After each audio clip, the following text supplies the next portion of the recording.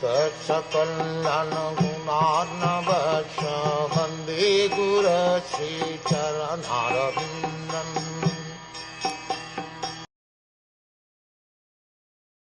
They all had performed all the principles of religion, and as a result rightly decided that the lotus feet of the Lord Sri Krishna are the supreme goal of all. Therefore they meditated upon his feet without interruption. In the Bhagavad Gita, the Lord says that only those who have done pious deeds in previous lives and have become freed from the results of all impious acts can concentrate upon the lotus feet of the Supreme Lord Sri Krishna. The Pandavas, not only in this life, but also in their previous lives, had always performed the supreme pious work, and thus they are ever free from all the reactions of impious work.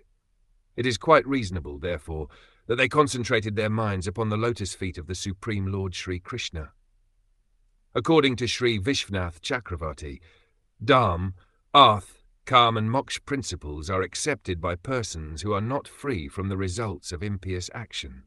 Such persons affected with the contaminations of the above four principles cannot at once accept the lotus feet of the Lord in the spiritual sky. The Vaikuntha world is situated far beyond the material sky. The material sky is under the management of Durga Devi, or the material energy of the Lord, but the Vaikuntha world is managed by the personal energy of the Lord.